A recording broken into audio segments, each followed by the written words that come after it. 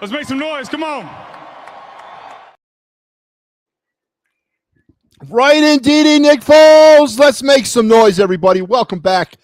Welcome back to the final word here on the It's a Wrap Sports Network. Your boy MattyB on the call, and we are glad to be back. Took the night off last night, stepped down, gave the Eagles, rightfully so, center stage as they went off and got a victory. And so today is Victory Tuesday. But, oh yeah, you've heard the homers glazing.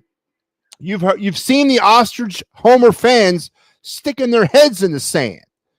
You've listened to all the nothing to see here. That was a gutsy win by the Philadelphia Eagles. Well, guess what?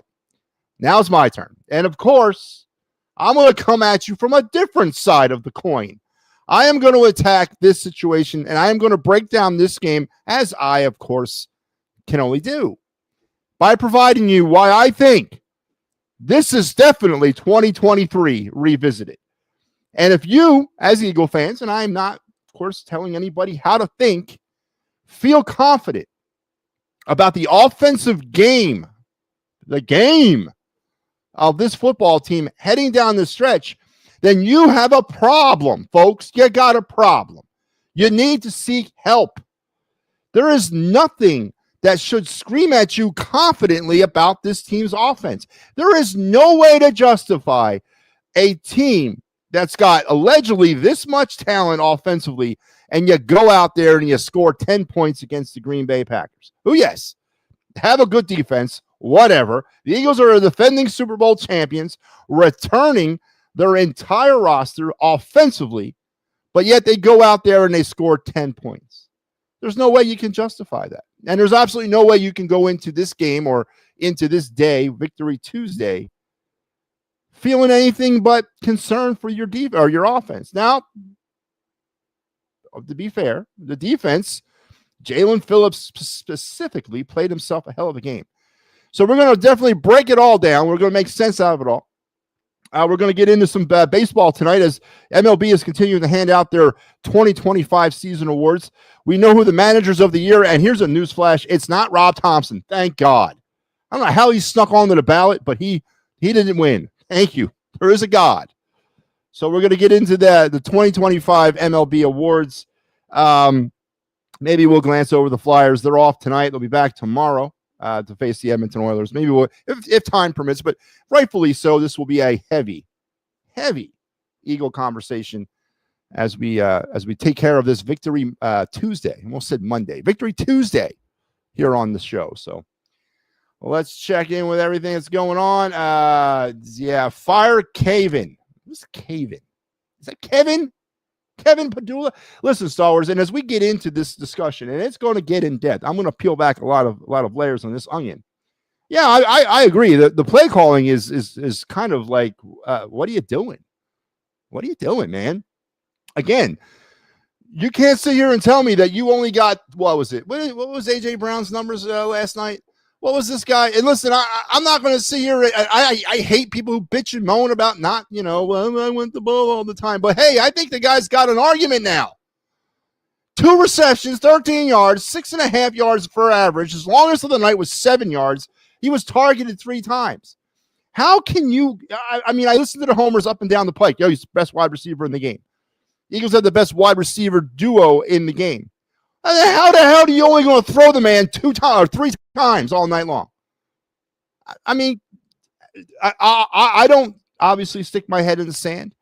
The season has a lot left. There's many more forks in the road ahead. But you're going to sit here and try to justify why he was only targeted 3 times? The greatest wide receiver in football? Is that what the homers tell me? But yet he was targeted 3 times? I don't know how you make sense of that. I don't know how you wrap your head around that and you feel good about that. And yes, I'm going to echo 2023 because we got allegations of going rogue. That's right. We're going rogue again, man. I can't write this stuff better. I can't write this stuff better. So we're going to unpeel it all here on the final word tonight. And of course, your day in Philadelphia sports history, your of the night segment, which I guess will be the Flyers portion of the show, and your card review, all that wrapped up in a pretty bow. Justin Edwards balling in the first half of the Sixers. Yeah, I was okay. Good for him. Good for him and the Sixers. Joel Embiid ain't playing because now the other knee hurts.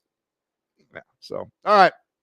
Let's strap it in, strap it up, strap it on. Let's keep our head, hands, and feet inside the car at all times, and let's buckle up for your day in Philadelphia sports history. Oh, and by the way, happy Veterans Day. I didn't even get around to that. I am a proud member of the veteran crew. I served a long time in the military, 30 years total, 21 active, 9 reserve, 6 combat tours, 5 to Afghanistan, 1 to Iraq. I earned my free lunch at Applebee's today, which I did not go. I refuse to go to that. It's a madhouse on these days. But to all the veterans out there, past, present, and future, I want to wish you guys and gals a happy Veterans Day. And for those I served with, alongside in some of the most vicarious situations a person could find themselves in on the face of the earth, who we laid literally our lives into each other's hands to escape a situation. A special thank you to you. And for those that I left on the battlefield, and that list is unfortunately somewhat long, I am thinking of you tonight as well. So happy Veterans Day to all the veterans. As I said, past, present, and future out there. Here's looking at you from MattyB. So breaking news, former Packer and Ravens and current Eagles cornerback Jair Alexander is stepping away from what? Yeah, I saw that, Star Wars. And that's definitely going to be part of the discussion tonight. Not only one, with Desarius Thomas, he retired after coming here. Now you got Jair Alexander. It's about 4 days into his career as an Eagle. Yeah. I'm good. I'm going to step away. Hey, thank you, but no thank you. Good job, Howie. You brought me here. But you know what? Yeah, it ain't for me. So we'll get into that because I don't know. Is that officially a bad trade?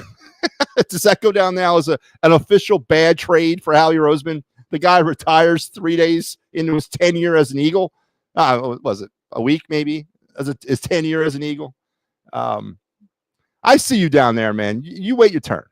I see you. Matter of fact, I'm going to open up the phone lines and I want to have you wait even longer.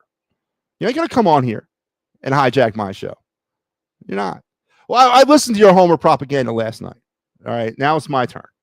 So you can wait here all you want. I'm not going to kick you out. You have a place here. Mike Laro's backstage looking at me like, when are you going to bring me on? Just a little transparency.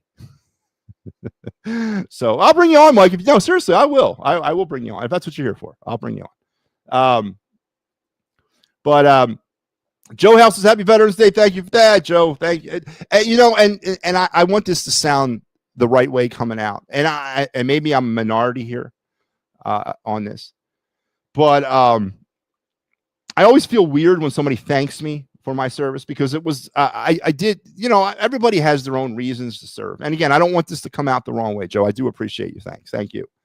But everybody has their own reasons to answer the call for whatever reason. Mine was somewhat weird. I knew I didn't want to go to college. And my dad wasn't going to have me hang out in the basement for, a day after I graduated high school. It was either the 3 options were college, job, or military. I grew up in that generation. I was like I'm Gen X, so I grew up as one of the last people from that generation. And my dad, who passed away in 2001, he joined the Navy outside of high school when he graduated, and then became a Philly cop and was a Philly cop for like 30 years. But so service was kind of in my family, my grandfather's, my one grandfather or my uncle, he went to Korea. Both my grandfathers served in World War II in Europe.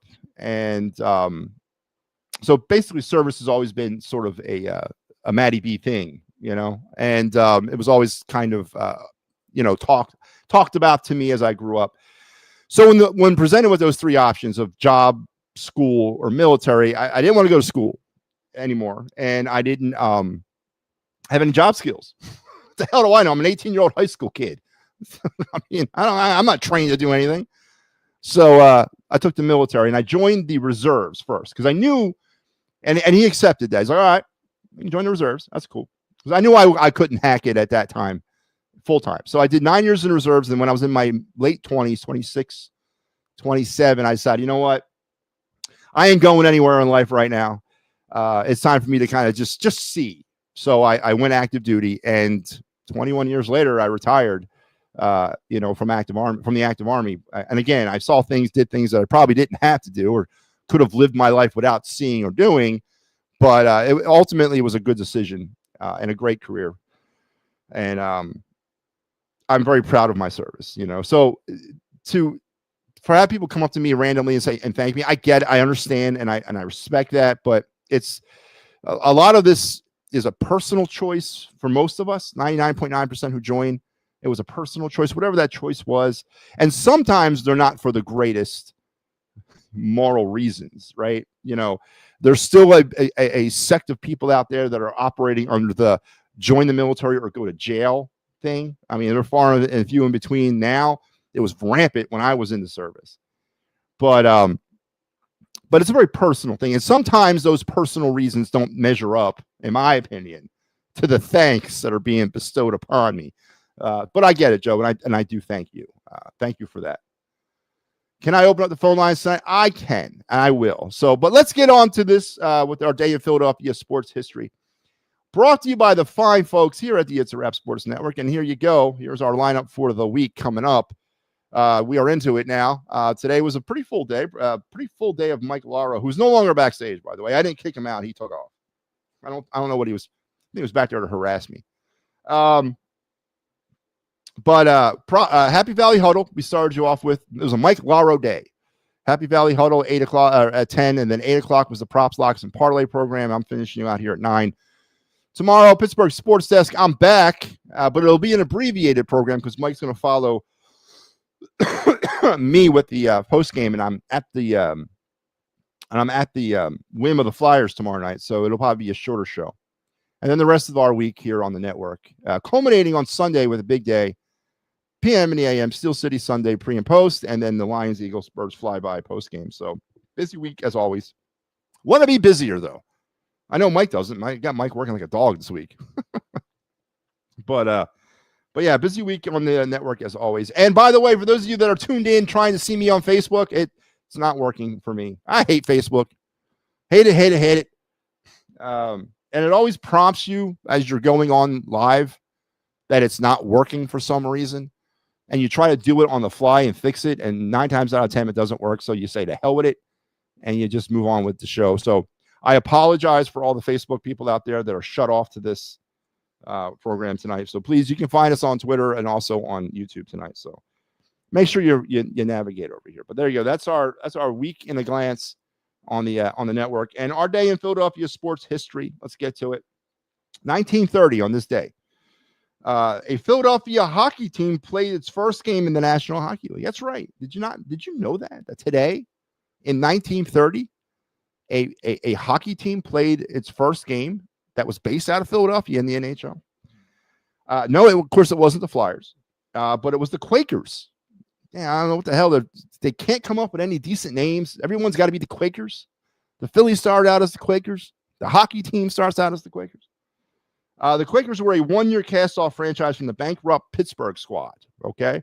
The Pittsburgh Pirates hockey franchise, ain't making this up, the third American NHL team was hit hard by the Great Depression in 1929 and found itself in debt and in a sore need for a serious arena renovations. The solution, a short-term move out east to Philadelphia to capitalize on the market until a new arena in Pittsburgh could be developed.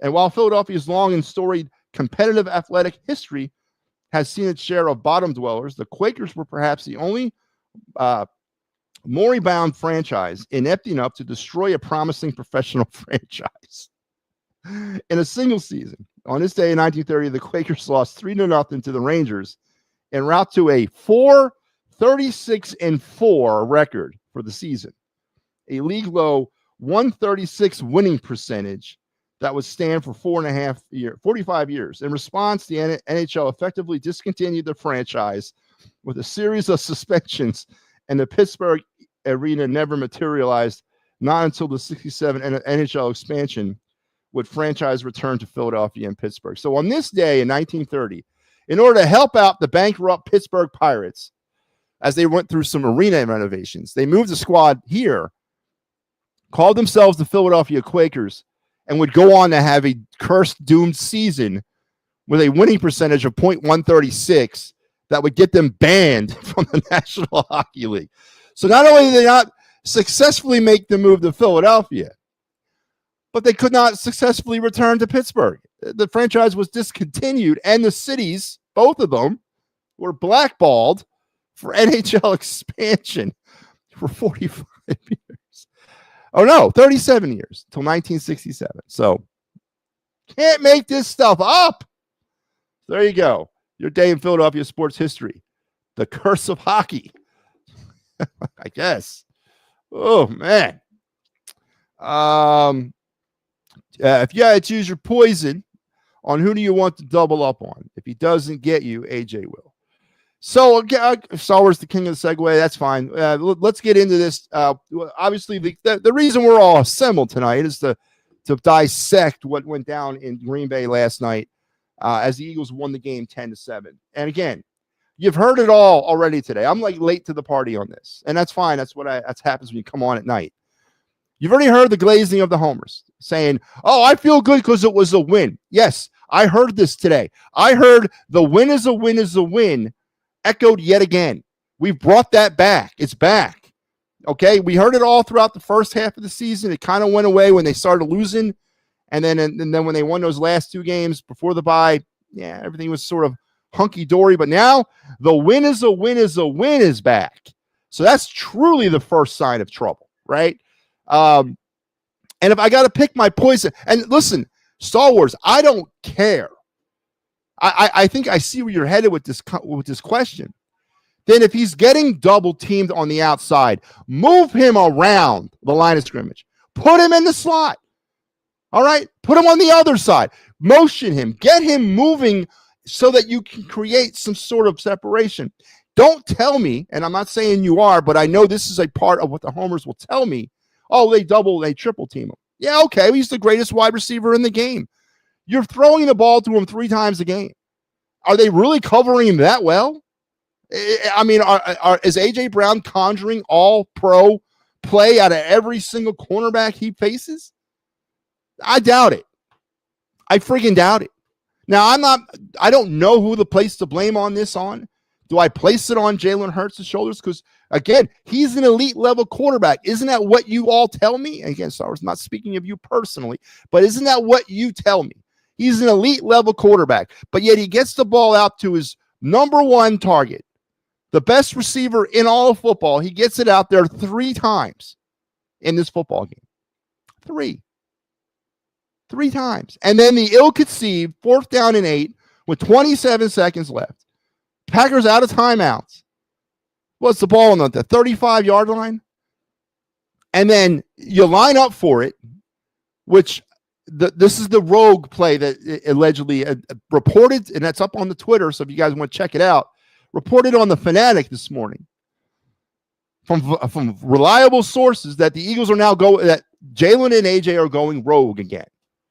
Now, I think we got to put it in context because I don't think they went rogue to the point where they kept the offense on the field. That was not their decision. So Nick Sirianni decides to go for it on 4th and 8, which you can't justify that to me at all. There's no way you're going to break that down to me.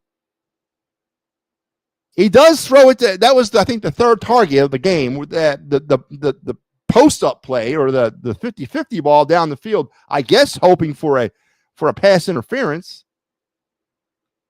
You're not justifying.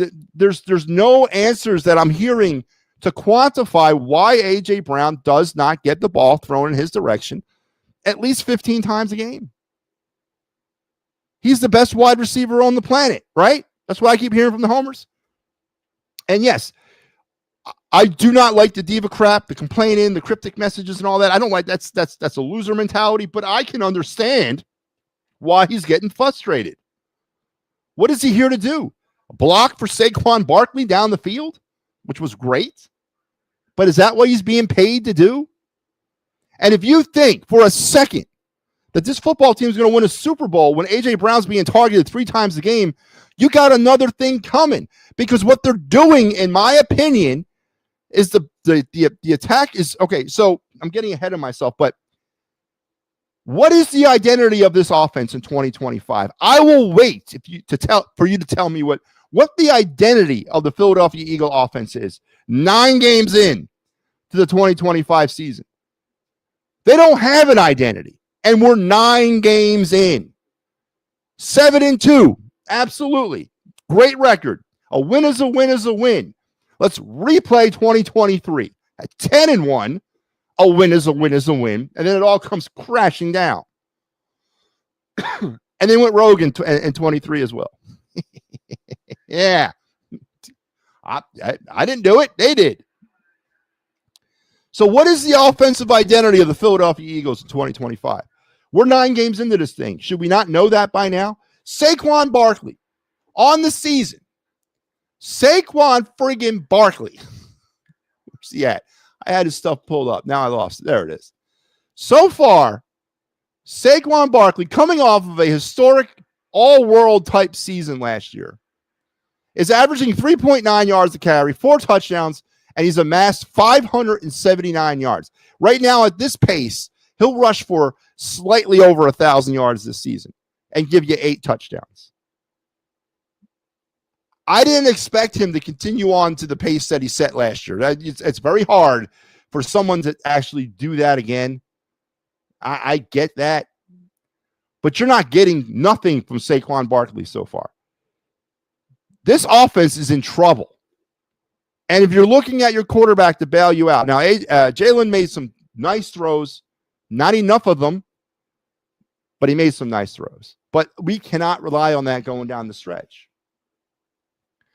So last night on this network, right here, on the Birds Flyby, Mike Lauro hosted your post game, and as he was breaking this game down, this is what I heard.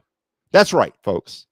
Big Al's Excuse Emporium was running a midnight special last night. For those of you that missed it, you should have been there. I'm sorry we didn't put out the flyer or the proper advertisement, but Big Al's Excuse Emporium was open wide last night on the Eagles postgame show here on the It's a Wrap Sports Network, because that's all I heard. All I heard was excuses of why they could not score. Well, we're up against the 3rd-ranked defense in the league. Our offensive line is banged up. It was cold. No, we didn't break nothing down statistically. We didn't talk about why A.J. Brown was only targeted 3 times. We didn't get into that. We talked about the excuses of why they could not score on the Green Bay Packers. I understand what kind of defense they were, but you're the defending Super Bowl champions. I'm not asking you to hang a 40 burger on them, but you're going to sit here and tell me that offensive performance that netted you 10 points is acceptable? If it wasn't for the defense, and Jalen Phillips, who outstanding debut as an Eagle. And if it wasn't for the refs, that's right, I'm going there tonight too. That's it, baby. I'm going at the refs tonight. I never do this.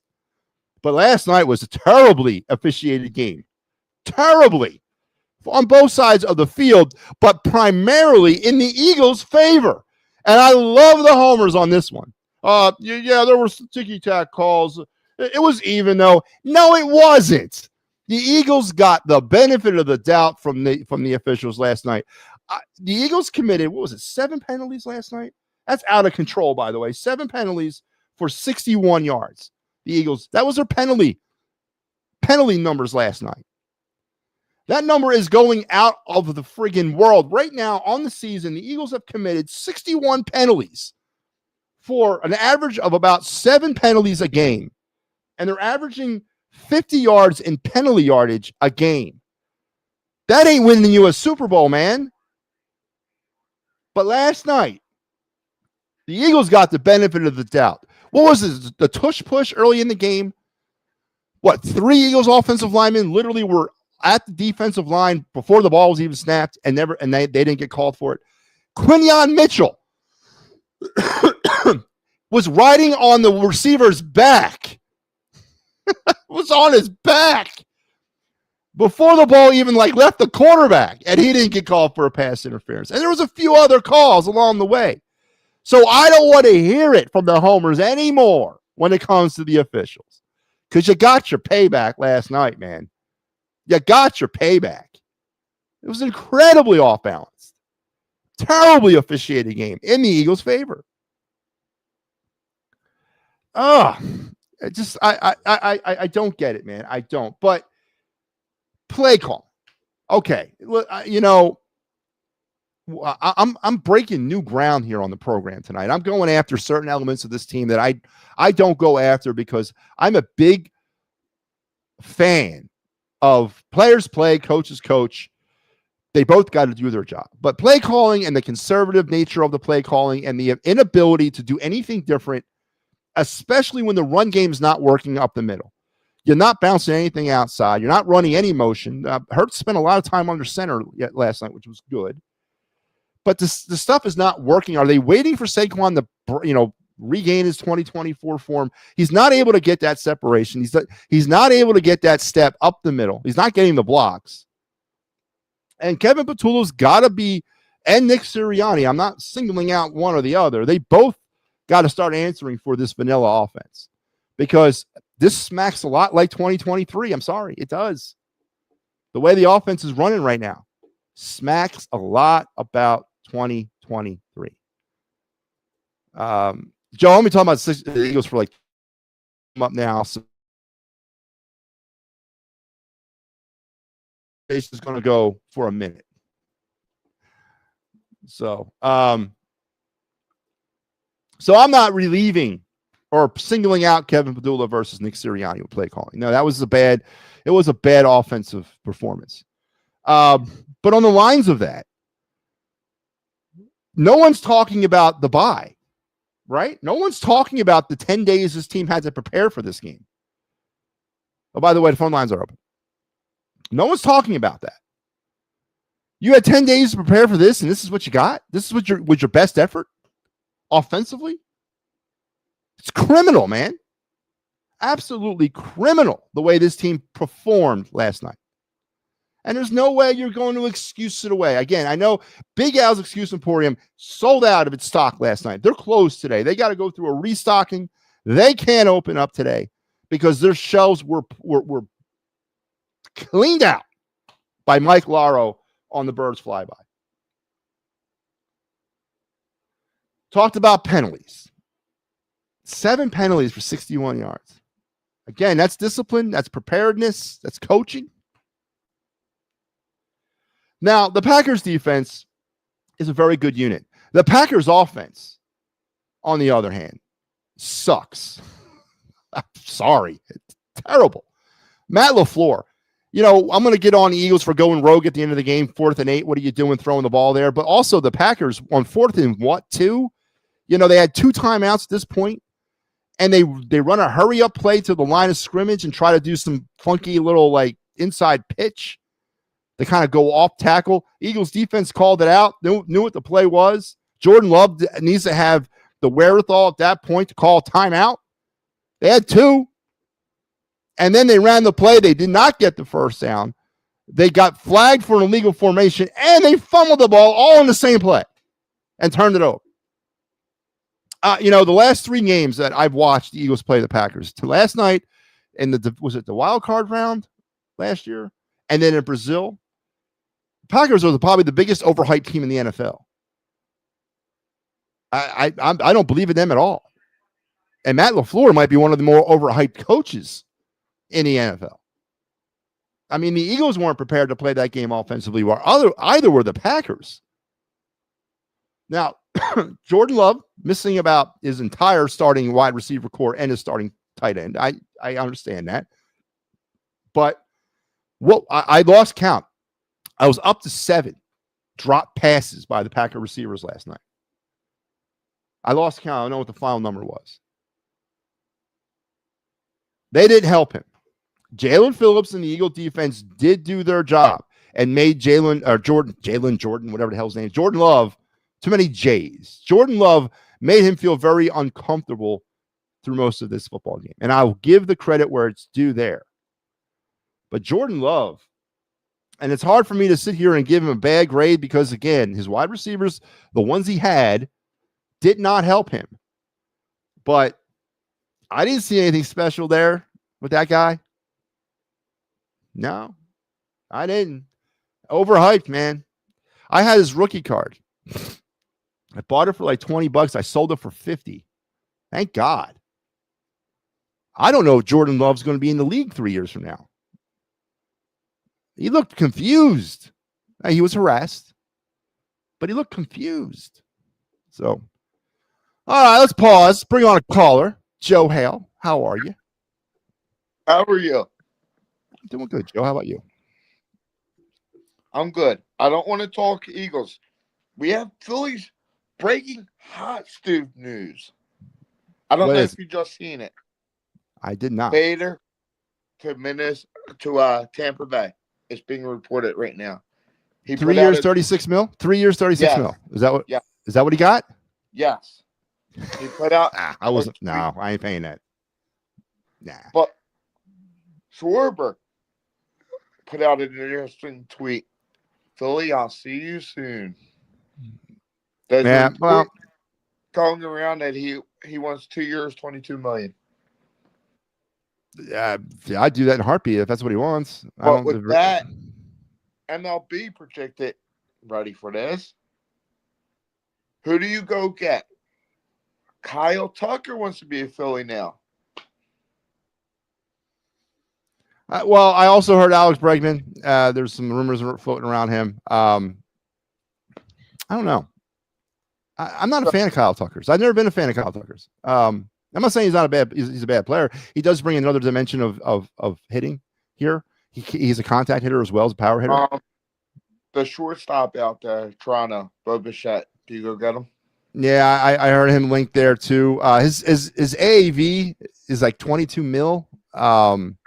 I don't know if I'm doing that, and they'd have to move him to third. So that would mean Bone's gone, which again, I'm not saying that's no, Bone would have to go, which I think he's going anyway. But yeah, I would. I'd bat him second. Yeah, he's a good number 2 hitter. Absolutely. But you said where does Otto Kemp stand in playing this though? So Otto, and that's so. I was going to bring this up later on, but I don't know if I'll have time. But that's a good point. I think Otto Kemp will be in line to make. Listen, my projections for Kemp. Again, that lineup that I put out was my wish list, and kind of an extremist wish list. Kemp will make the team as a bench piece.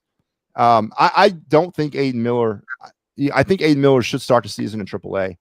I don't think there's a rush on him.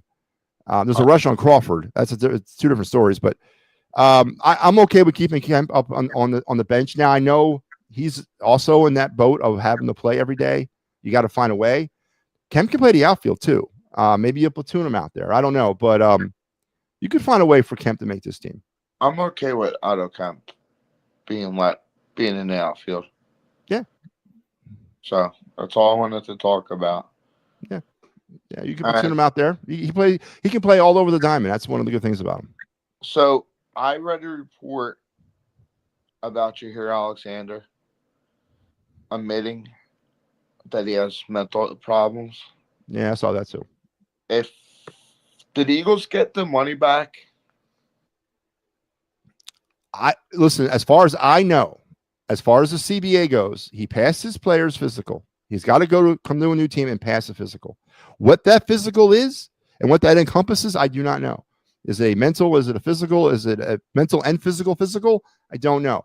But as soon as he passes that friggin' physical, he's the property of that team. And what happens from that point on is on the team. Because I asked one of my other buddies that's a big NFL fan, and he thinks the Eagles get half of that money back. I'd have to read into it, but they're not going to get they're not getting the pick back. I know that. Yes, I read that, but I hope he gets better. He's a good player. Yeah, and obviously that's the number one. If he's dealing with something, he's got some demons, some ghosts. 100% step away, handle your business, and get the help you need. I asked Mike yesterday. I only tuned in for a little bit at the beginning. I was What, the post game show? Yes, I only. So you missed the clear out sale at Big Al's Excuse Emporium last night. You missed the big blowout. Yeah, it was a blue light special on all aisles. Joe Hale. It was like Crazy Eddie's. That's how it was last night, man. Always with Sam's Club. He was hell bent on blowing out the stock last night, man. And I appreciate that. We made a lot of money last night at the old Big Al's house, Excuse Emporium. We really did. I want your thoughts on Brandon Graham. When did his beard get gray? I didn't notice that till last night. Did you ever notice his beard that gray? Was it gray like that last year? Yes, it was. I didn't notice that. Well, 6 snaps. He looked kind of slow on one of those plays where he missed a tackle. I think it was actually, wasn't it Love in the backfield? He might have had him on a sack and he squirmed out, or was a running play. Jacobs, I don't know. He had him and the guy shook him free. What was it? 6-8 snaps he played last night. It's about right. It's about right. And go back to the 4th down play. Green Bay. Jeremy pointed that out. Yep. At the line of scrimmage. And at that point, Jordan Love has to have the wherewithal to call a timeout. You had 2. You're right. They missed so many calls on the Eagles and Green Bay. The tripping call, to be fair. To be fair, the Micah Parsons tripping call, yes, that was missed. But I don't want to hear Eagle fans complaining about the refs today, because they got the bulk of the of help last night. I'm not worried. Wait, do you remember the previous show? Who said that Seattle Seahawks were going to turn it around, and you guys didn't? Who? Me. I said Seattle was going to win the NFC West. The Rams are playing really well. We got a lot of football left to play. But yes, Seattle's playing well. I also called comeback play of the year. I also called the Bears beating the Packers in the division. That might happen. And I see the Eagles winning. I'll give you a prediction right now. Eagles win by 10 against the Lions. If they play like that offensively, they can't score 10 points against the Lions and win. That's not going to happen. Defense comes up huge. Yeah. Listen, to be fair, with all my venom, the defense played a hell of a game last night. Jalen Phillips definitely earned his 3rd-round draft pick price tag last night. He didn't get really on the stat. 6 tackles on the night. He did have that fumble recovery, but no sacks. But he was a pain in the ass to them all night long. And he was in Jordan Love's ear all night long. I heard the name Mr. Campbell talked about a lot last night too. ESPN gave him a props. Dry Campbell. Yeah, well, he got beat on one play, and he committed a penalty. The pass interference, but somebody said he could be the rookie of the year. Troy Aikman said that, but he's got to pick it. He started off that way. He's kind of tailed off. He's got to start picking it back up again. But no, he's definitely a player, and they found something there. Absolutely. It was a steal. Yeah. So that's it. All right, Joe. Well, I'll be back tomorrow. Where the hell's Ricky at tonight, man? Ricky's out with family. His dad, sir. Oh, okay. So happy Veterans Day to all the dads. Everybody that watches it, by the way. Okay. Yeah, absolutely. Tell Ricky if you see him, I missed him tonight, so make sure he's back tomorrow, okay? I'll tell him to call in tomorrow. He wants to be the first one tomorrow. He did message me that. Okay. He always loves talking to you and Mike. I will make sure I make that happen for him, all right? Yep. All right, Joe Hale. All right, so the phone lines are open for anybody else that's tuned in. You can click on that link below, and you guys can get in and join the conversation. Harrison Bader, Joe Hale reports it, officially signs off with the Tampa Bay Rays for 3 years, $36 million. Me and Big Al were talking that off the air a couple days ago. I wasn't prepared to do 3 years, 36.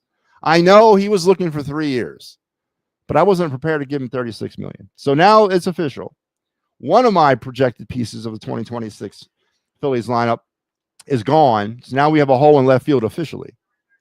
So, or center field. I don't know. Where did he play? Where left end center, left center, left/center. So now it's free for all out there now. Got an outfield that consists of Nick Castellanos and Brandon Marsh. Thank God the season ain't starting tomorrow. Oh, by the way, the general manager meetings are ongoing. How did I miss that? I totally missed that. We're going to get into baseball here in a second. I got to finish this Eagles rant so we can move off of it. What did not we bring up? So let's talk Jalen Phillips because it's time to provide some positivity to the program. 6 tackles. Was it four on his own, 2 assists, fumble recovery. Again, not necessarily the numbers that jump out at you. It wasn't one of them games, no sacks, right? But his presence was definitely felt out there as he was harassing Jordan Love all night long. Really had that.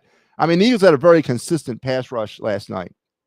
Really affected Jordan Love's ability to throw the ball to a decimated wide receiver core.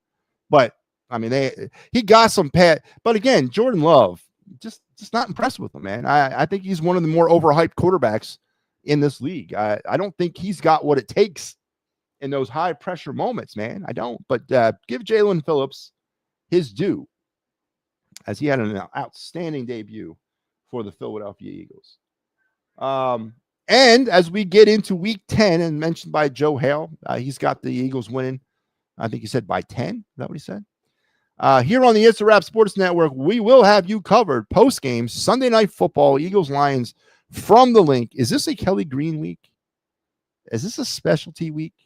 I think it would be. But we will have you covered post-game Eagles-Lions. Mike Laro and the Birds Flyby will be here for you to present to you the greatest in Eagle post-game entertainment. One of these weeks, I'm going to do a post-game show. I'll do the Super Bowl. But we're looking forward to that.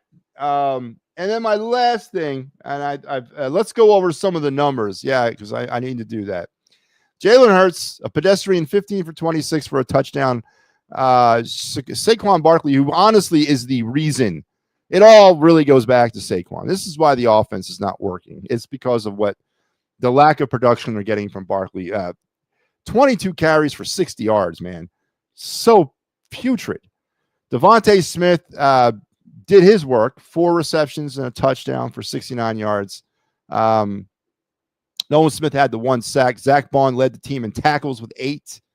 And those were your game leaders for the Birds. Jordan Love, 176 yards, 20 for 36. Again, he wasn't helped out by his receivers, but I'm just not impressed at all with Jordan Love as a player. I tried to give him some time, but the last 3 games he's played against the Eagles has not been. He's nothing. And honestly, he might be out of league in 3 years. I don't know, man. Absolutely nothing there. Nothing there for me. Joe Hale says Bader played all but 3 positions. I know he was all over the outfield, right? But I don't know what position we claim now that we got to replace. So for those of you just tuning in, Harrison Bader is gone officially. 3 years, $36 million to the Tampa Bay Rays. So in summary to this game last night, 7-2 now stand the Eagles, tied for first or the best, or do have the best record in the NFC. But if you're feeling confident about the way this offense is working and everything from the play calling to the execution, everything, then I really don't know what to say to you. And you have a problem that needs to be addressed.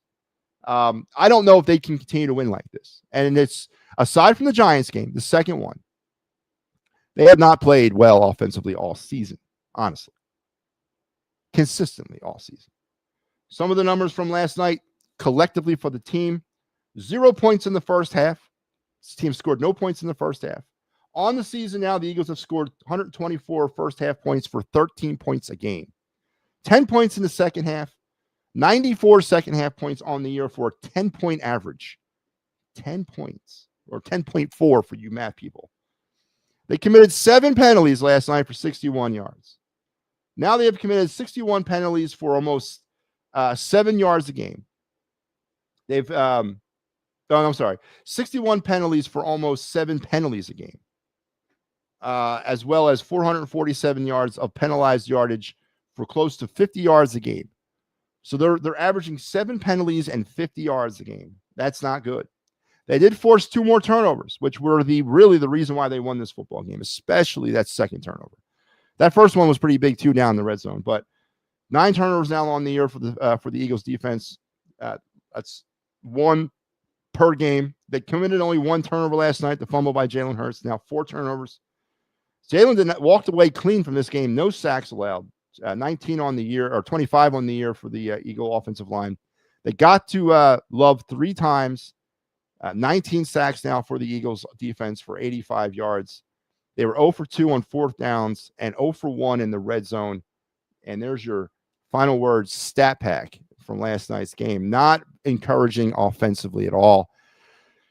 And when you only target your number 1 weapon, the man that supposedly is the best wide receiver in the league 3 times, there's a problem with that. And whether it be systematically, scheme, or execution, there's a disconnect somewhere. And A.J. Brown has every right to feel a little disrespected, in my opinion. That was terrible last night, the way they did not throw the ball to him. And if it's a problem with getting him open, if it's a problem with trying to find him a route or a seam or a window, then what are you doing to try to alleviate that? Are you moving him around? Are you putting him in the slot? Are you lining him up on the other side? Are you putting him in motion? You're doing none of those things. Why not? Why are you not finding a way to get the football to A.J. Brown? I don't get it. And then the last thing about the Eagles before we move to the Phillies is we got a lot more show to do and almost 50 minutes in. The going rogue thing on 4th and 8 at the end of the game. Is there something there? Tongue in cheek, for most of the season, I talked about how this sort of felt like 2023. Well, now you're going rogue. Now you're doing exactly what you did in 2023. Now I temper the rogue thing by saying that that Jalen Hurts and A.J. Brown did not call the offense onto the field and say, we're going for it. He obviously changed the play at the line of scrimmage. The idea of even going for it on 4th and 8 was criminally negligent. And then that play that they ran, if that was the better option, what was the first play? Oh, Lord. So is there something to that? And no, not because Jalen Hurts and A.J. Brown worked together. No, come on, man. But once again, are we questioning in the confidence that this football team has in Nick Sirianni? Are we questioning that confidence? And where do you go from there? If all of a sudden, because this was sort of the dagger of 2023 was when he lost the locker room and they were questioning his ability to play calls make play calls. Good God. Is this a symptom of a bigger problem again? Have the Eagles lost faith in their head coach and the offensive coordinator? All stories that are worthy to be listened to and watched going down the stretch this season. You know, it begs the questions. It really does. So the Eagles win the game 10-7. We'll now face the Detroit Lions on Sunday night, and we will have you covered here on the network. So that's good stuff. And that little rant of an hour almost is brought to you by the Fightins Final. Yes, as we will transition to baseball now. The Fightins Final 2025 Season in Review show will air on Thanksgiving Day at around noon. We are going to do a pre-recorded episode, probably on Sunday or Monday, and then air it on noon on Thanksgiving for you guys to check out and enjoy. So we'll come at you one last time with the Fightins Final in 2025, wrapping up what was the Philadelphia Phillies season. Hopefully we have more to talk about than just Harrison Bader leaving. So make sure you're there for that special broadcast of the program. So that's that. All right, let's now transition as Joe Hale alluded to in his phone call. Harrison Bader, 3 years, $36 million to the Tampa Bay Rays. I have not verified that. That's what he's saying. I'll believe him. That now, of course, leaves a gaping hole in our outfield. Who will fill that? With that being said, let's check in on before we get into the hot stove. We'll do a hot stove. There's nothing really much to talk about other than the Bader thing, which I am not on board with. 3 years, $36 million. I don't want nothing to do with that. So good luck down in Tampa. But the awards continue to be dwelled out by Major League Baseball over the weekend or back on Friday or Thursday. Was it Thursday? Friday and Monday, they gave out the Rookie of the Year awards, both in the National and American League. And tonight, they handed out the Manager of the Year awards. And here's a news flash for you. Rob Thompson did not win. Thank God. Thank God. The 2025 American League Rookie of the Year is Nick Kurtz of the Athletics. Really good player. We talked about him a lot coming out of college. He came out in 2024. Definitely earned it. Was a unanimous vote into the Rookie of the Year. This is the first time that the athletic player has won Rookie of the Year since Andrew Bailey in 2009, and the first A's position player to take the award home since Bobby Crosby, who did it in 2004. And by chance will have it, Bobby Crosby's a coach currently with the A's. Kurtz is a really good young player, and I told you this. I mean, the A's really are not that far away. 2 or 3 years from now, the A's are going to be a serious contender. They might even push next year, depending on what they decide to do in the offseason. They may even push next year for a wild card. I'm going to make an early prediction on that. I might be having the A's as one of my wild card teams in the American League next year. Of course, the highlight of Kurtz's rookie season was the 6-for-6 performance he had on July 25th to conclude 4 home runs, which was pretty damn impressive. His numbers on the season: 117 games, 36 homers, 86 RBIs, 64 extra base hits, 90 runs. His slugging percentage, .619, not too great. His OPS was over 1,000, and rightfully so, deserves to win the award. So congratulations, Nick Kurtz, on Rookie of the Year. Over in the National League, your Rookie of the Year from the Atlanta Braves is Drake Baldwin. Baldwin, a young, was he a catcher? Catcher for the Braves. Interesting that, interdivision, he gets the award. Didn't really follow Drake. I mean, I was kind of watching him a little bit last year. Got 21 out of 30 possible first place votes. Joins a legendary list of catchers as Rookie of the Years. Buster Posey, Mike Piazza, Carlton Fisk, and Johnny Bench all won Rookie of the Years as catchers their year that they were rookies. And he's now part of as you know, we talked about this before. The Braves are one of those teams that if somebody gets hurt, man, all you got to do is go down to the minor leagues and find somebody else ready to play. And that's what the Braves are doing. And it paid off for them this year for Drake Baldwin as he wins your Rookie of the Year. 731 OPS and a over 1,000 OPS in May, and over an 800 plus OPS over the final 3 months of the year. I mean, that's pretty damn good hitting. So Drake Baldwin is your National League Rookie of the Year. And today, just a couple hours ago, your AL and NL Managers of the Year were named. The American League Manager of the Year from the Cleveland Guardians, what's his name? Was it Steve Voigt? Yeah, the guy that won last year. Matter of fact, a historical moment in your American National League Manager of the Years, because the same guys that won it last year won it this year. And the same guys that were first-year managers last year and won it are now second-year managers and won it in back-to-back years. It's never been done before in Major League Baseball. And Stephen Voigt and Pat Murphy, Voigt of the Guardians and Murphy of the Brewers, are your 2025 National League Managers of the Year. And rightfully so, again, as Voigt was sort of piloting a mediocre ship in Cleveland for most of the year and got them in the right direction towards the end. And then what Murphy does in Milwaukee with no payroll, no superstars really, and aging Christian Yelich is pretty much the backbone of that team. And Freddie Peralta is pretty impressive. And to do it 2 years in a row, both of them, as their first 2 years as managers, this is absolutely amazing. So congratulations to them. And if you're wondering at home, Rob Thompson received 1 first place vote. I want to know who that was.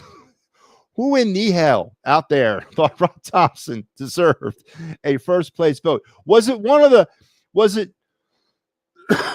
one of the people from this network? You know, Big Al, did you vote for Rob Thompson tonight for manager of the year? Because Rob got one vote for manager of the year. Was it you? Did you write him in? Was it Mike Laro? Did you guys vote both have a half a vote and you voted for him? I want to know who voted for Rob Thompson as manager of the year. You got one. Luckily, it was nowhere near the amount he needed. As Murphy and Voigt are your managers of the year. Murphy from Pat Murphy from the Brewers and Steve Voigt from the Guardians. Again, a historical night in Major League Baseball as Murphy and Voigt, both second-year managers, both won the award last year as rookie managers and had now won it again in back-to-back seasons on their first 2 years as managers. Truly historical night, and it's never been done before in Major League Baseball. So congratulations to your managers of the year. Congratulations to Kurtz and Baldwin, your rookies of the year. And then we keep knocking them down because tomorrow night we start getting into the big ones, man.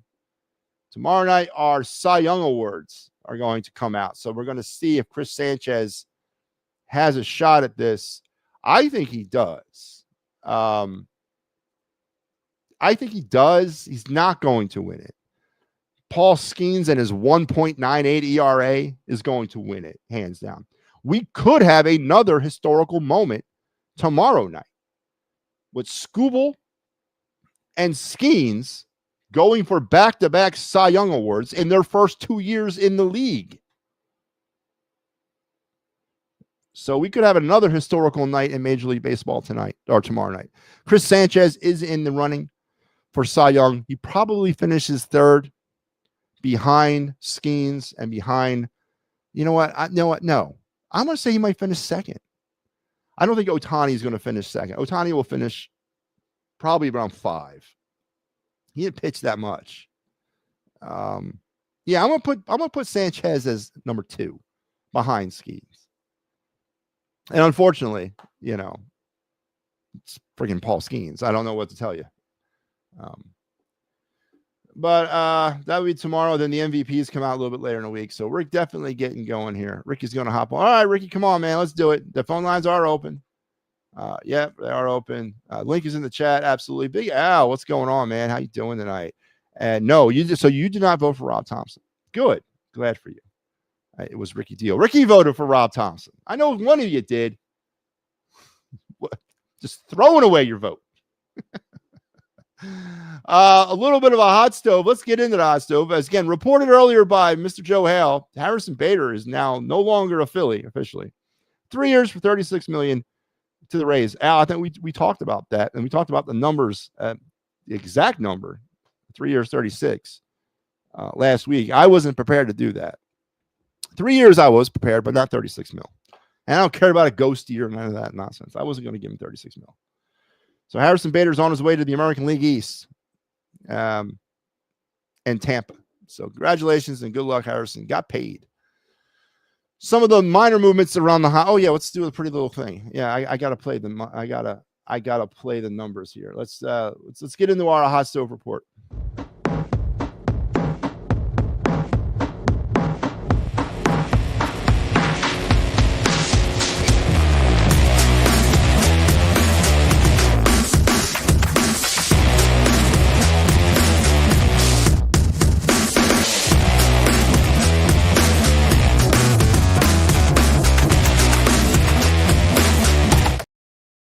All right, the It's a Wrap Sports final word hot stove report is brought to you by the fine folks here at the It's a Wrap Sports Network, creators of such programming as the Clear the Ice Flyers postgame. And this is our schedule for this week. Flyers are back on the ice tomorrow against Edmonton. Mike Lauro will have you. I will have you Friday in St. Louis. I'm not going to St. Louis, but I'll have you for the game. And then I'm also going to do back-to-back duty as I got you for Dallas Stars on Saturday. So I got the big good games. I got the Stars, man. Never watch enough Western Conference hockey, man. Really got to get better at that. But I just can't stay up till 4 a.m, man. I got a life, right? Well, there's the clear the ice. So let's get into the hot stove. Nothing really much going down tonight.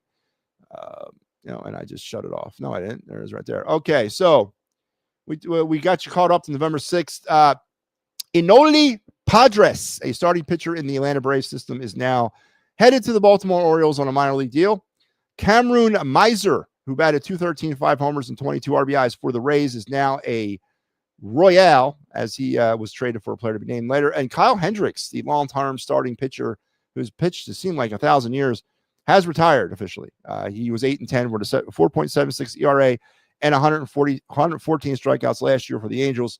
He is no more. And Martin Maldonado, the catcher, retired also. And I remember him too. Mason Black, the pitcher from the Giants, no saves and a healthy 6.75 ERA and 5 strikeouts. Moving now to Kansas City for minor leaguer right-hand pitcher Logan Martin. And there you go. That is it. It was a quick one tonight. Not much going down in the world of the hot stove on this Tuesday night. Of course, the GM meetings are ongoing as we speak. And Harrison Bader already moving out of town. So let's bring on Ricky Deal. Ricky, how are you tonight? Harrison Bader, Ricky, is now a Tampa Bay Ray. How you feel? Mm-hmm. You're okay with that? Mm-hmm. Really? Ricky, you weren't a Harrison Bader kind of guy? I thought you were. Mm-hmm. Ricky's okay with that, but he's also a Harrison Bader guy. I was a Harrison Bader guy too, Ricky. I thought what he brought here was great. We needed it, but I wasn't ready to give him 3 years, $36 million. That was too much for me when I could probably address it with a better player. Don't you think? Let's go Flyers. Now we're jumping to the Flyers. Yes, absolutely. Let's go Flyers, Ricky Deal. Ricky, Matty Mitchkoff has admitted that he stepped away from hockey for 4 months after last season and has definitely shown that by his play to start the year. Are you concerned about Matty Mitchkoff's attitude or character problems for the Flyers? Mm-hmm. Ricky's concerned. Good, Ricky. So am I. I think this is something the Flyers need to monitor because I don't think you do that, man. You're a second-year player. You haven't earned anything, and you step away from hockey for 4 months and don't do nothing? Eating cheeseburgers and buying blue jeans here at the Gap, man. You gotta be on the ice, Ricky. You gotta earn your keep, man. Mm-hmm. The young man's got to learn, right? Mm-hmm. Awesome, Ricky. All right, Ricky. Listen, I'm running late, man. We got to wrap this show up, man. So tomorrow, by the way, somebody in your family is a veteran. Is that Joe Hale told me that earlier? Is that correct?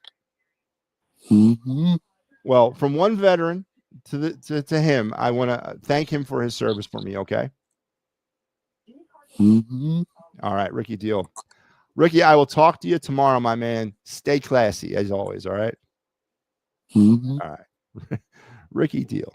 Ricky Deal got his 5 minutes of fame. Yeah, I know. We talked about it last week. 3 years, 36. You were okay with it. I wasn't. I get the third year and all that. And I wasn't prepared for 36 million, unless it was all up front. Thank you, Al. I appreciate it. Yeah, I spent about the opening of the show, and Joe Hale wished me a happy Veterans Day. And again, to all those out there, once again, who missed that, for all the veterans, past, present, and future, happy Veterans Day. Joe wished me a happy Veterans Day, and I said, listen, take this the right way.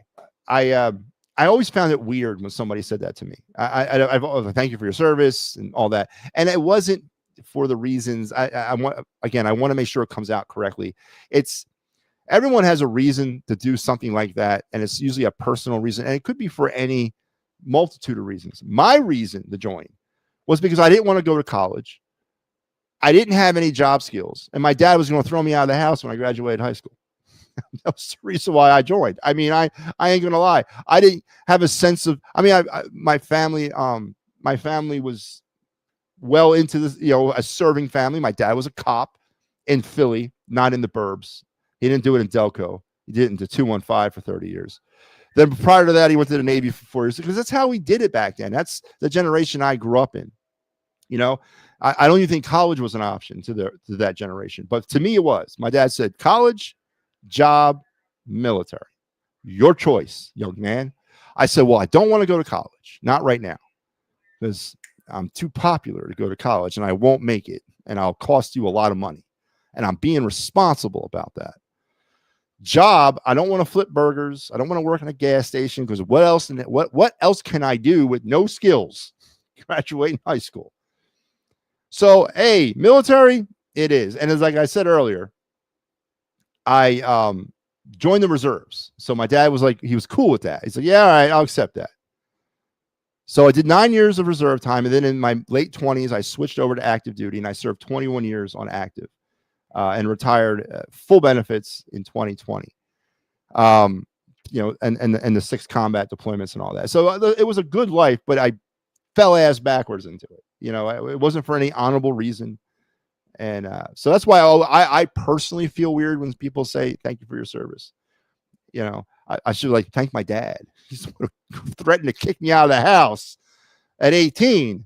The day after I graduated, he was going to throw me out on the day after I graduated high school. Wasn't even going to let the ink dry on my diploma from Father Judge. He's going to boot me out the door. I mean, come on, man. Give a brother a second to, come up with his next move. But no, but I thank you everybody for your wishes. I went to an amazing Veterans Day dinner last night. Gets amazed me. God bless. They do. And there's, the generation of us who have served in times of combat. I'm not taking away from anyone's service, but World War II, Vietnam, Korea, and the Gulf War. Yeah, but the Operation Enduring Freedom and OIF time frame, the generation I was in that went to war. Again, what was it? 96 months of combat time I served. There was a point where I was in Afghanistan more than I was in America. It was, and trying to raise a family and all that. I mean, it was a hell of a stretch. I think it was from 2013 to 2006, sorry, to 2013. I never spent a calendar year in America. I was gone at parts of every one of those years. So it was rough on my wife at the time. It was rough on my young kids. She had to basically raise them on her own. It's a tough life, man. It was, but I'm happy. I'm proud of it, and again, happy Veterans Day to everybody out there for service. So, Big Al, when is the wraparound coming back? I can't wait for it. Yeah. So, and Al says soon, Joe. Yeah. So the tentative plan is it will return, but under a different name. We're rebranding it, renaming it. It will not be the wraparound. I think it'll be Big Al's House of Homer or something like that, or the Homer Emporium, or Step Up for the Excuse. It's Friday Night Excuses, something like that. Something that tells you everything you need to know about the host, right? It's gonna be very personal. It's gonna come back in December, tentatively, but it's Al's show. Al's gonna decide when, at what time of the day or night it is. Yeah, Homer on the range. There you go. Al will have a cowboy hat on the graphic. Al will determine the time. But I think I think Fridays is going to work for us. Don't know what time on Friday night. We might move it earlier. I don't think we're going to move it later, but we may move it earlier. But more to follow on that, Joe. As Al gets his bearings about him. So be on the lookout for the new 2.0 version of the wraparound with Big Al Safiri coming in December 2025, along with the rebrand of the PNM and the AM program, which is also imminent any week now. So big things coming on the network. So, all right, let's get to the of the night segment. Where is it? There we go.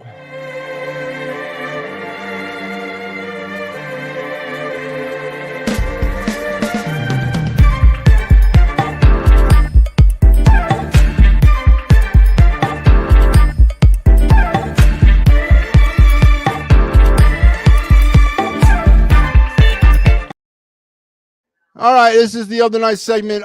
We have reached that point of the program where we focusing on either a Flyers spotlight player. Typically, we do that in the beginning of the hockey season, which we've already done. Philly spotlight player. We do that in the beginning of the baseball season, and we're nowhere near that. Probably start that in late January. MLB draft target, which we're nowhere near that. We'll probably begin that in January or February. and your NHL draft targets, which are we're working that. I'm putting that together now. Probably debut that in January. So we're kind of stuck right now with Flyer prospects and Phillies prospects, which of course won't come out until April. So we're doing Flyers prospects. We've been doing it for the last few weeks now, as we're skating through them fast and furious. Tonight we're going to focus in on another tweener again. Yes, we're virgining here on a couple of these guys. Are they prospects? Are they camp guys? Are they career minor leaguers? There's a few of them that fit that category, but they have a place in every organization. And again, I know a lot of these guys personally. I worked with a few years back. I worked a year with the Utica Comets, the AHL affiliate of the Devils, and I worked with these guys as an equipment manager with them. So I know these guys, and these guys are really like, to me, they're nothing different. They still spend their lives playing the game they want to play.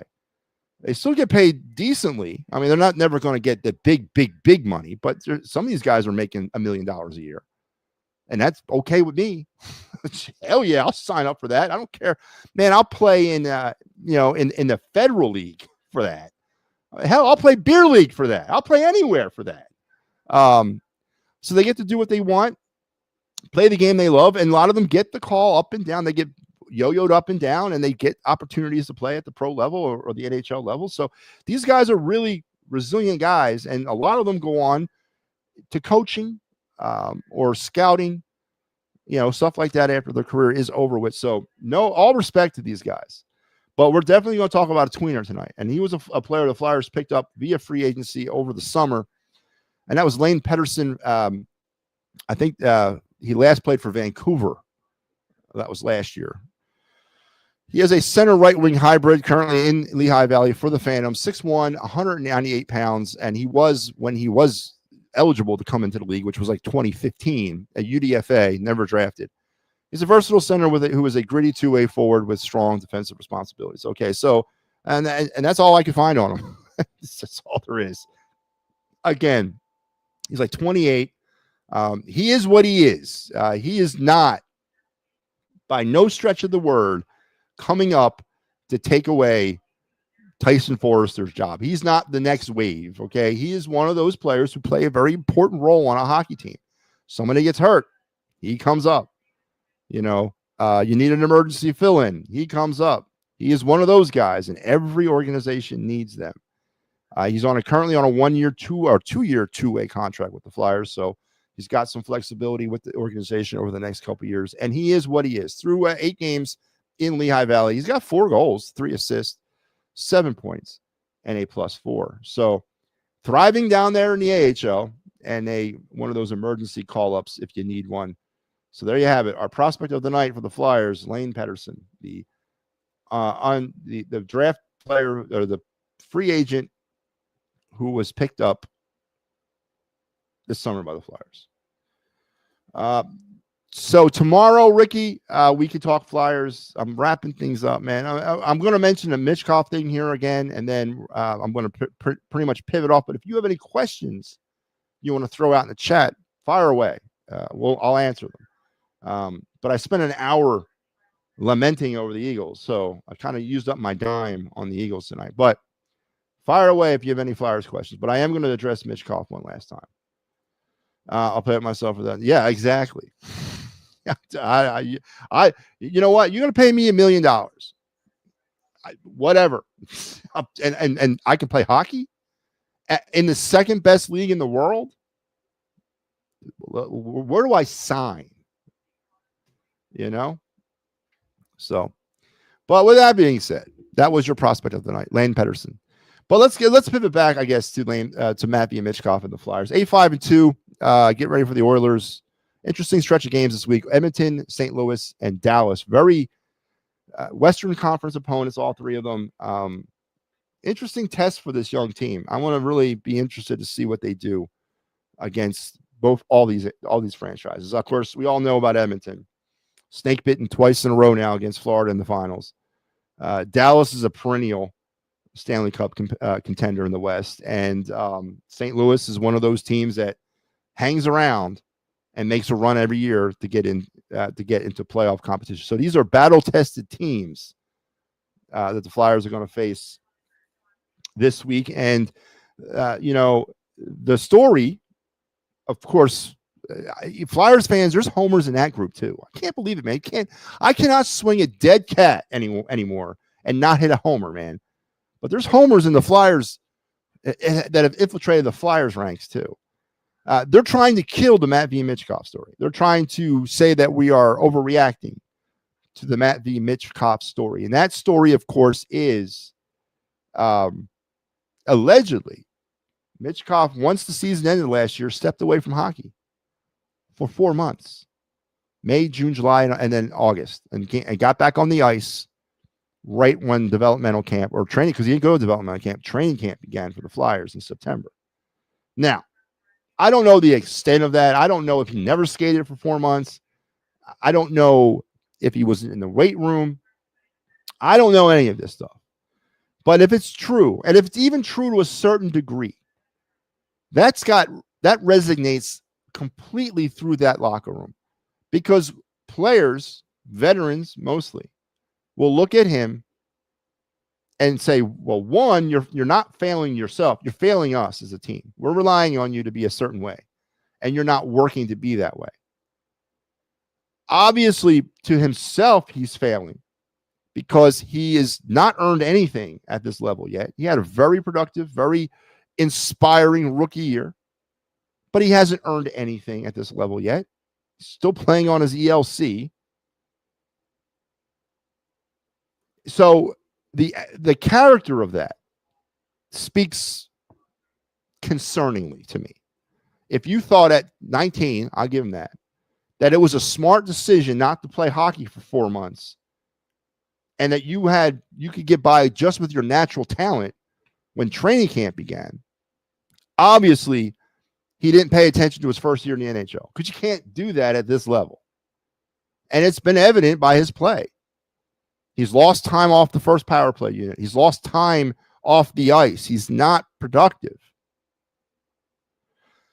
And the backlash of him being benched or him missing time or him coming off the first power play unit is ridiculous from Flyers fans. If the kid has allegedly done those things, and if that's what's happened, and honestly, even if he hasn't, it's the coach's decision.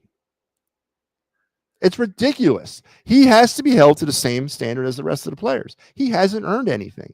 And even if you did earn something, you definitely got to be held to a standard, because you're letting everybody down.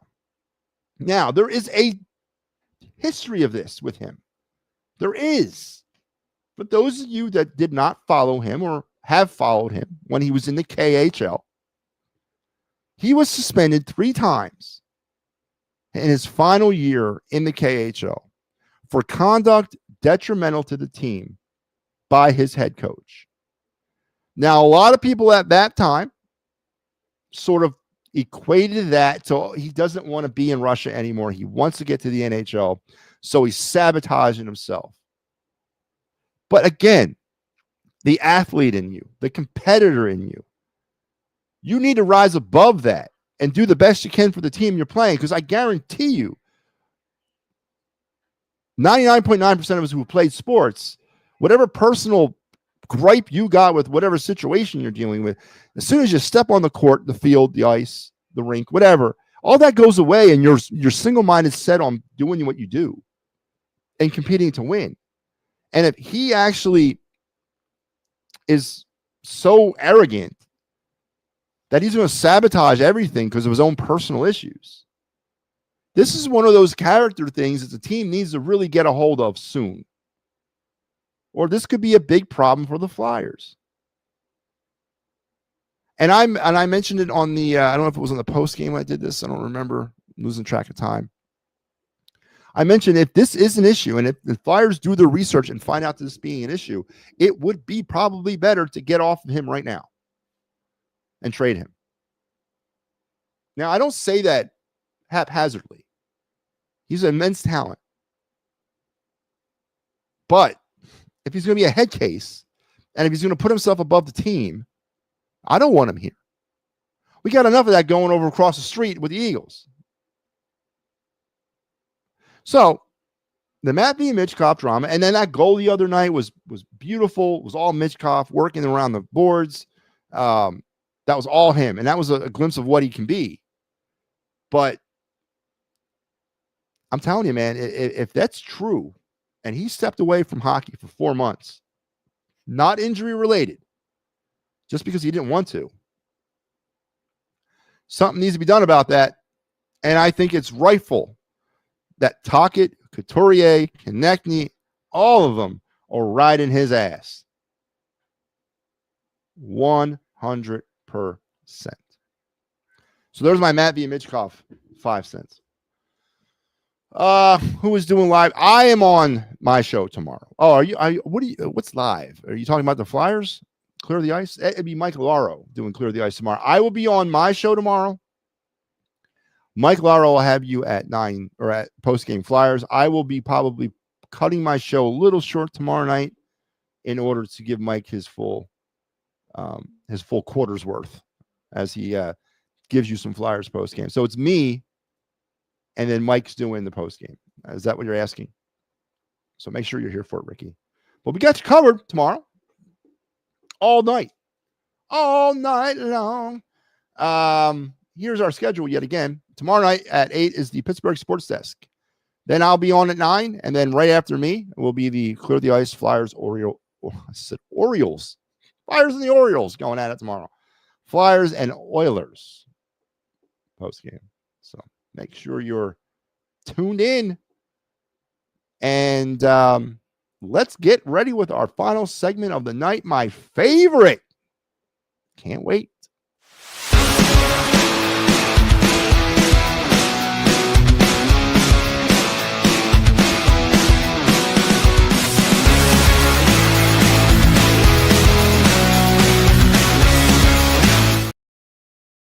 Yes, sir. Indeed, he is the MattyB's card review segment. We wrap up every show with this. We talk about a card from my vast sports card library. We break it down. We have some fun.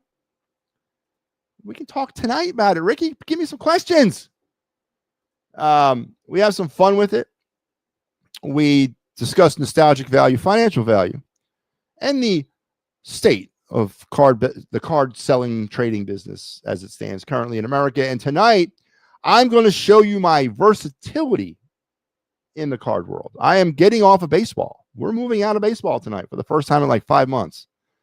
We're going to go to football. Football cards tonight, folks. One of my cards that I actually came across today as I was looking through my collection. And I said, you know what? This is applicable. I can talk about this card because he just played yesterday.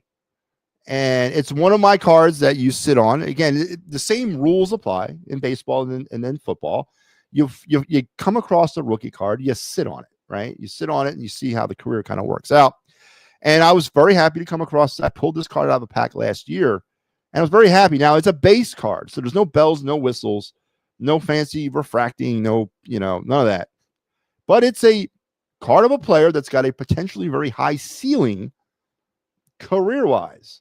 And even at the base card level, and even at this particular moment of the business of card trading, it still could be very valuable. Not as valuable as your refractors or your parallels. I'll give you that. But still could be very valuable. And it's a player that is near and dear to all of our hearts. So without further ado, let's bring it up. The 2024 potential Quinyon Mitchell rookie card. Here dressed up in his Toledo garb. This was a card that came out last year. This is part of Scores 2024 football cards. He is part of this class of rookie cards. Brock Bowers is in it. Jaden Daniels is in it. Cooper DeJean is in it. They are all part of this rookie class of Score potential cards. So this is not his set card, right? This card was not from the set. This is a sort of a parallel to the set. It's an additional card added to the set. But again, it's a base card, so there's no real fancy bells or whistles to it. But pretty cool design of the card. I love the potential bubbles off to the corner there. I love Score's rookie shield. Not quite as cool as Topps, but it'll do. And of course, we're featuring college players with their pro team still dressed in college uniforms. So the Quinyon Mitchell 2024 potential scorecard is a pretty decent laid out card. And Dejan is the same way. He's in his Iowa gear. So pretty cool cards. This card is worth about $6 right now on most reputable databases that I've looked on. Again, you're not going to corner the market with a Quinyon Mitchell rookie card. Not yet, you aren't. But this is definitely a card that fits in the category, and a lot of them do. The category of stick it in plastic, put it away, and forget about it. And come at it in about 30 years from now. Now, I would love to be here 30 years from now to cash in on Quinyon Mitchell and his Hall of Fame potential career with this football card. But if I'm not, I've set it up for the future generation to get in there and grab it. So definitely one of those cards that you stick away and you just wait for time to do its trick. And but a cool card overall. 2024 Score Quinyon Potential Mitchell card. I don't know why I said it like that, but here it is in its physical form right here. This is a very clean card. This is a PSA 10. I have no idea if that's correct, but it's just about as clean as it can be. Centering is really good. Picture's great. Here's the back of it. Again, a little bit of a bio on him. Again, featuring in his Toledo gear. But here it is, a 2024 Quinyon Mitchell Score Potential rookie card. And that, my friends, is your card of the night for MattyB's card review. Stirring segment there. And that was brought to you by, one last time, the still PM in the AM program that comes at you every Sunday morning at 9, featuring Big Al and Mike Laro. We are rebranding this show and renaming it as well. That'll be coming out soon, so be on the lookout for that. All that's in the works. But for now, it's still the PM and the AM program every Sunday morning at 9 o'clock. So make sure you're tuned in and have some fun with that. So, folks, we've come to the long road, or the end of the long road, of an interesting show. Concern should be the number one word coming out of your mouth for this Philadelphia Eagle offense. Concern about why this team cannot score points consistently, why they cannot sustain long drives, and why your number one wide receiver is getting 3 targets a game. Concern. A healthy game debut for Jalen Phillips in the defense last night. We'll give them their credit. Jordan Love is overhyped. Jordan Love is a meh quarterback. Granted, missing a lot of his weapons, but he does not impress me at all. The Packers as a whole do not impress me as well. They're a meh team, overhyped. Play calling, I'm not one to do it, and I'm not one to criticize it, but something's got to give, man. You got to find a way to get some friggin' offense going. You got way too much of a talented team on paper. Now, I'm wondering if it's just on paper, but you got to find a way to get Saquon Barkley going. Saquon Barkley is on his way right now to just over 1,000 yards rushing season. That's not going to work, man. That's not going to cut it to get you a Super Bowl. It's not. It's not going to cut it. And 2023 has returned. The vibe has returned to this football team. Like it or not, call me a hater, whatever you want. But don't deny what you see with your eyes. The vibe of 2023 is back. To include going rogue. That's right. I'm not going rogue. They are. So the vibe of 2023 has returned to this football team. They still have only put together almost one complete game, one maybe, against a very bad New York Giant football team. They still haven't really figured it out offensively. Somebody tell me after 9 games what this team's offensive identity is. The defending Super Bowl champions. The team that if they win this year, if they win it, you cannot deny the dawn of an Eagles dynasty. But somebody tell me what the hell their offensive identity is after 9 football games. I don't think you can tell me it because I don't think we know it. And I don't think they know it. And that's a little bit too late in the season to not know what your offensive identity is. Injuries are what they are. You're supposed to have the greatest GM in the world. So why can't we have plug and play? Where's that at? The Jair Alexander situation, decides to retire, walked away, citing some mental and physical issues. I wish him whatever he's got to get taken care of to get taken care of. But where was the homework done on this before Howie Roseman pulled the trigger and coughed up a draft pick for Jair Alexander? Smacks a lot like 2023, folks. It does. Flyers need. Ricky Deal says the Flyers need to win more games. Yeah, well, yeah. Can they though? Just got my. Oh, awesome. What did they grade it at? Real quick, what did they grade it at? Yes, I am on YouTube tomorrow night. I'm on YouTube every night. Ricky. So, what is this team's offensive identity through 9 games? Through 9 games, what is their offensive identity? And is that a problem that we don't know it yet? And is it even more of a problem that they don't know it yet? Star Wars reports in the Sixers didn't win. Yeah, they won 102-100 over the Celtics. So good win for the Sixers tonight. Play calling. Again, I'm not one to criticize it, but it's become a problem. There's no creativity at all to the offense. There's nothing. And officiating. That's right, man. That was a night of first for me, man. I'm attacking play calling and officiating. For all you Eagle fans out there who routinely criticize the refs for whatever, throwing the game against you, they paid you back last night. They paid you back. That was in a terrible officiated game.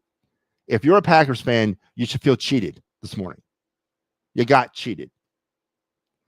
When you're running a tush push and 3 of your offensive linemen are literally on the defensive line contacting defensive players before the ball is snapped, and it's not called, that's egregious. When you're Quinyon Mitchell and you're piggybacking on top of the receiver before the ball leaves the quarterback's hands, that's pass interference and you don't call it. And there's a few other plays that we can talk about. But an egregiously called football game if you're a Packers fan. If you're an Eagles fan, shut the hell up about the officials. They paid you back last night. They paid you back, man. Absolutely paid you back. And going forward into a extremely interesting game on Sunday night against the Detroit Lions. We are lacking an offensive identity.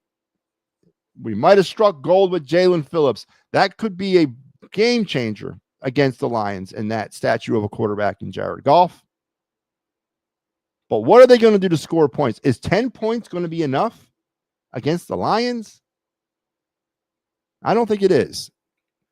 So interesting game on Sunday as the season continues to get even more interesting.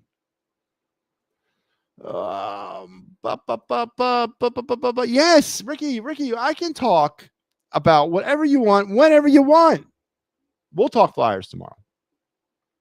It's hard to mix the Flyers conversation into this tonight. Flyers haven't played since Saturday, and the Eagles just played last night. I got to go where the momentum takes me. But yes, absolutely. We'll break down some Flyers. We'll talk some Flyers, Oilers. We'll talk some Flyers in general. I'll get more in depth other than the MattyB Mitchkoff drama. 9.5. Really?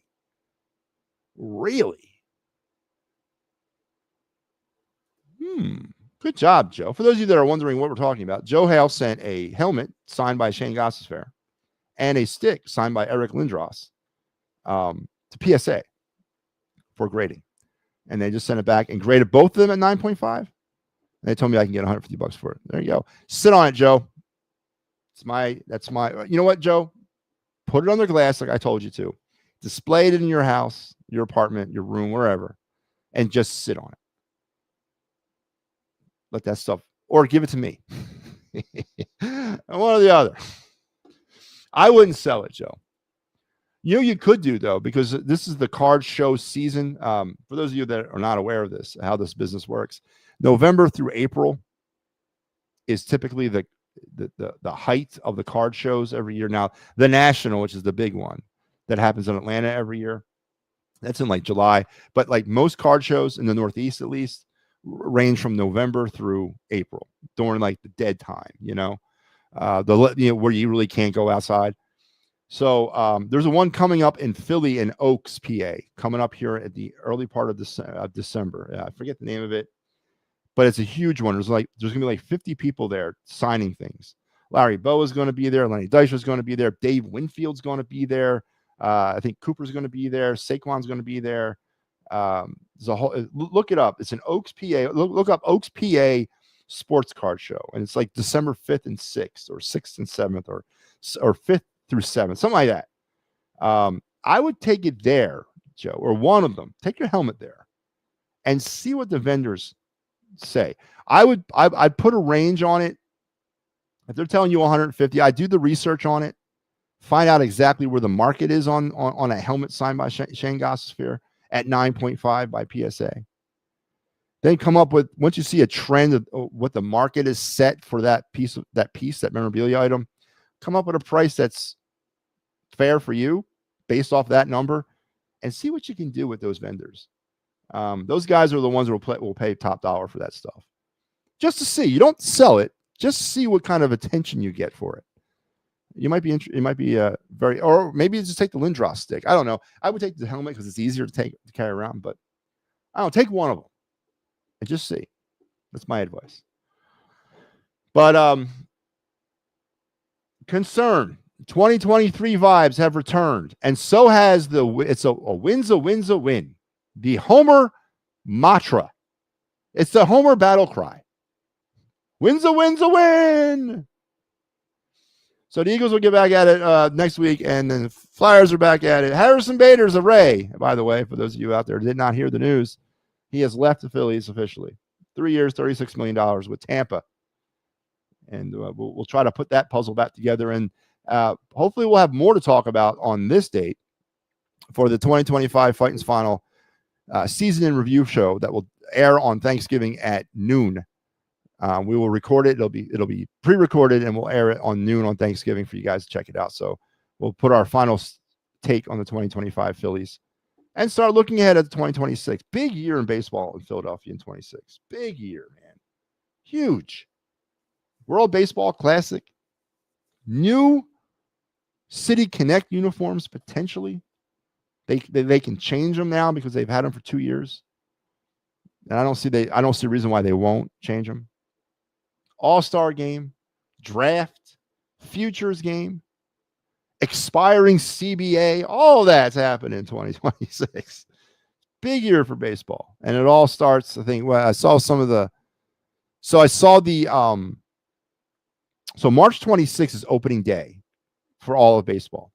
March 25th is when they'll have the standalone game that they usually do. So, the last few years they've been doing this weird where like two teams will go to Japan or Korea, play a series, then come back to spring training, finish up spring training, and then start their regular season. Well, they're going back to the old. There's none of that this year. There's going to be a standalone game on the 25th of March.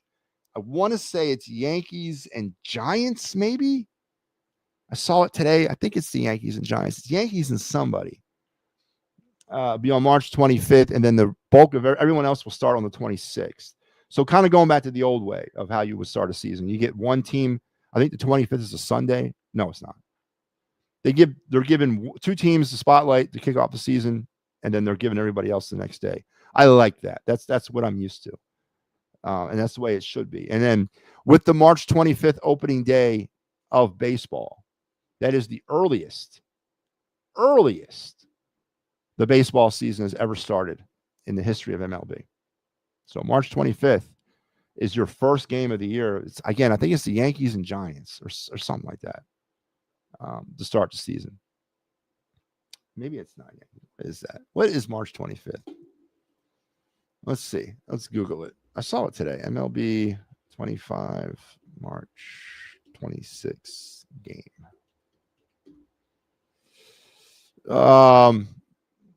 Giants and Yankees. Yeah, I was right. That's what I'm talking about, man. God damn, I'm good. Giants and Yankees will kick it off on March 25th. The Phillies' first spring training game is February 21st against the Blue Jays. Pitchers and catchers, I don't even know when they report. Like 12th, maybe 13th, something like that. About a week before the first game. When are you time? Would you? Ricky, I start at 9. And come on anytime after that. After 9, Ricky. All right. So that's it. Good show. Thank you, everybody, for tuning in. Enjoy all the rest of the programming here on the network over the course of the week and forever. And please keep supporting us and helping us grow. Big things are coming. Changes are coming. And life has to have change. So until we talk again tomorrow night, you guys take care. Enjoy the rest of your Tuesday. Have a great Wednesday. We'll talk later.